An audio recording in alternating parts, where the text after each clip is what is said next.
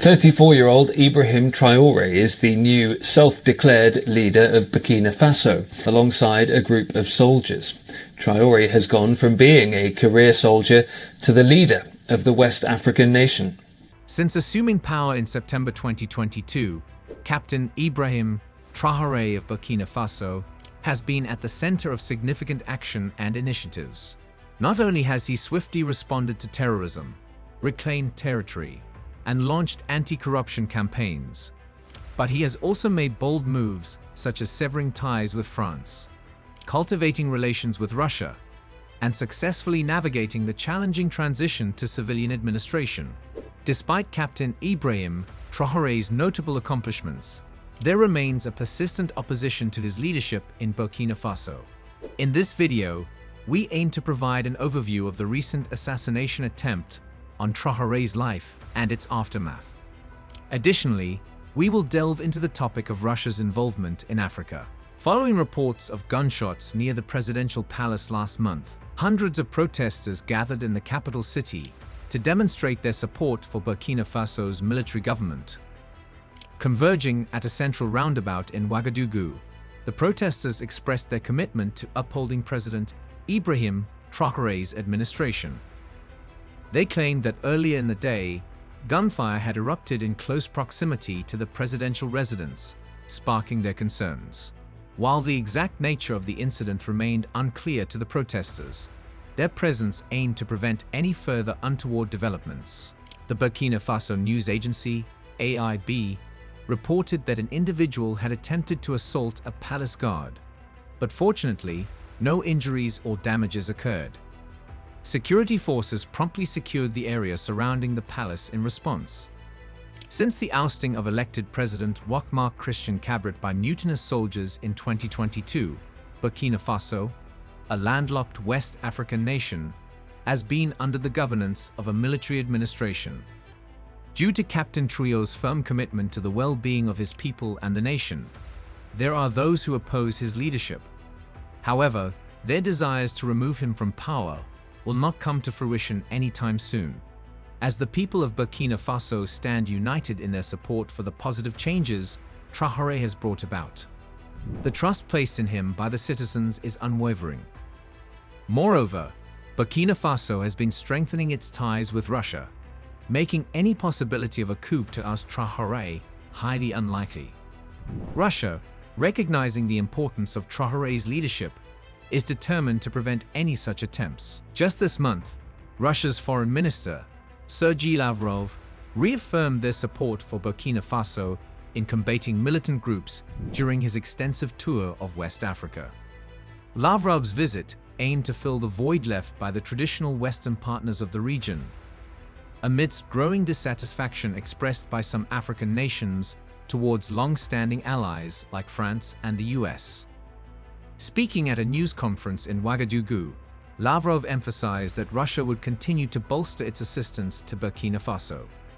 He acknowledged the presence of Russian instructors who have been working in the country and affirmed that their numbers would increase. Additionally, Russia has been providing military equipment to enhance Burkina Faso's defense capabilities, enabling them to effectively eliminate remaining terrorist groups. Lavrov expressed gratitude for Burkina Faso's impartial stance on the conflict in Ukraine, further solidifying the positive relationship between the two nations. He emphasized their commitment to supporting Africans in their quest for liberation from neo-colonial influence. Under the leadership of Captain Ibrahim Traore, Burkina Faso has strengthened its military collaboration with Russia, seeking assistance from Moscow in their fight against armed groups that threaten the nation's security. This strategic partnership is set to continue for the next 5 years and beyond, as Burkina Faso's military regime has extended its rule through a national accord reached during comprehensive consultations. In the face of escalating regional instability, countries across the Sahel region, spanning from Senegal to the Red Sea, have increasingly turned to Russia for security support. Russian mercenaries, for instance, have provided crucial aid to the armed forces of Burkina Faso and Mali in their efforts against insurgent groups. Russia is now intensifying its focus on the Sahel, solidifying its influence over various Sahelian states and seeking new partnerships in the region. This strategic move has the potential to create tensions with other global powers. The coastal West African states may become the next arena for competition. Russia's interests in the West African coast appear to revolve around securing military, diplomatic, and economic agreements with the leaders of these nations in exchange for strategic access to the Atlantic Ocean. This approach bears resemblance to the US military presence in Djibouti, specifically Camp Lemania, which grants the United States access and influence in the Persian Gulf, Indian Ocean, and Suez Canal region. Russia finds itself in a position where it must strike a balance between expanding its influence in Africa and maintaining its relationship with China. Under President Xi Jinping's leadership, China has actively pursued increased influence on the African continent. China's President Xi Jinping has secured a third term as leader of the Chinese Communist Party. Russia and China employ different methods to engage with African nations. Russia utilizes military and diplomatic incentives to attract and retain partners across the continent, while China focuses on developmental projects and substantial debt to cultivate alliances in its favor. As the United States and Russia vie for influence in Africa, tensions arise. This current situation reflects the ongoing struggle among major and emerging world powers to partition Africa, potentially fueling proxy conflicts within the continent. Furthermore, the United States' reduced engagement with Africa, including the decision to scale back counter-terrorism efforts in the region in 2018, coincided with Russia's resurgence on the continent. Moscow swiftly moved to fill the security gap, aiming to enhance its reputation as a reliable strategic partner in Africa and secure lucrative military contracts with various countries. In 2019, President Putin took the initiative to host the inaugural Russia-Africa Summit at the picturesque Black Sea retreat of Sochi. Despite ongoing conflicts, sanctions, and pressure from Western nations, 17 African heads of state attended the second Russia-Africa Summit held in July 2023. During the summit, significant agreements were signed between Russia and African nations, addressing various critical areas. The agreements focused on preventing an arms race in space, collaborating on information security, and combating terrorism across the continent.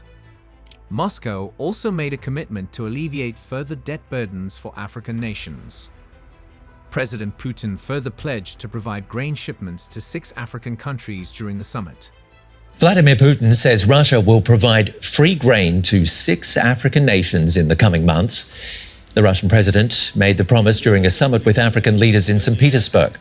In November of the previous year, Russia's agriculture minister confirmed that Moscow had commenced the delivery of free grain shipments, totaling up to 200,000 tons, to fulfill President Putin's promise. It is important to note that Burkina Faso, a landlocked nation with a population of around 20 million, has endured significant turmoil over the past 8 years. Violent attacks by extremist groups loosely associated with Al-Qaeda and the Islamic State have plagued the country. Additionally, clashes between government forces and militants have contributed to the instability. Within a span of fewer than 10 months, Burkina Faso experienced 2 military coups. The second coup occurred in September 2022, during which the military leaders expelled French personnel and sought security assistance from Russia. This decision signaled Burkina Faso's shift in seeking support from a different ally in addressing its security challenges.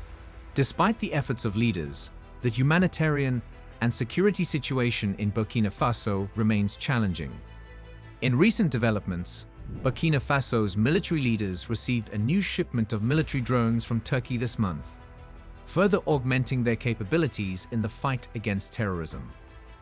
It is worth noting that for the second consecutive year, Burkina Faso has topped the list of the most neglected crises globally, as highlighted by the Norwegian Refugee Council. The relief agency estimates that out of Burkina Faso's 20 million population, 6.3 million individuals, many of whom are suffering from severe hunger, will require urgent humanitarian assistance this year. The country also continues to grapple with a significant number of internally displaced persons, with approximately 2 million individuals displaced, of which around 60% are children. Unfortunately, there are limited resources available to provide adequate support to those who have experienced trauma. Shifting the focus from Russia, Senegal's newly elected president, Bassirou Diomaye Faye, embarked on his first visit to Mali and Burkina Faso last month. The purpose of the visit was to strengthen ties with these two nations, which have recently withdrawn from the regional bloc known as the Economic Community of West African States, ECOWAS. Instead, they have formed their own regional organization called the Alliance of Sahel States, citing alleged French influence within ECOWAS. It is important to note that Mali, Burkina Faso, and Niger are currently under military rule following recent coups, contributing to the complex dynamics in the region. Faye's visit to Mali commenced with his arrival in the capital city, where he proceeded to the presidential palace for a scheduled meeting with Colonel Assimi Goïta, the leader of the military government. Subsequently, he traveled to Burkina Faso to meet with Ibrahim Traore. As these countries forge closer ties, it is evident that Senegal's collaboration opens the door for Russia's involvement. Russia's support for Ibrahim Traore sparks discussions and raises various concerns among individuals with differing viewpoints. Some argue that Russia's backing of Traore is a calculated move aimed at expanding its influence in the region. On the other hand, some view it as a display of unity and solidarity with a leader who embodies shared principles. Regardless of the reasons behind Russia's support, it is clear that this partnership holds significant implications for both Russia and Traore. With the backing of a powerful nation like Russia, Traore feels a heightened sense of legitimacy and security on the global stage. Moreover, it grants him access to knowledge and resources that can aid his endeavors to foster economic growth and political stability. However, it is crucial to acknowledge the potential consequences of such assistance. While this partnership may provide short-term benefits for Traore, the long-term outcomes for his nation and its people remain uncertain.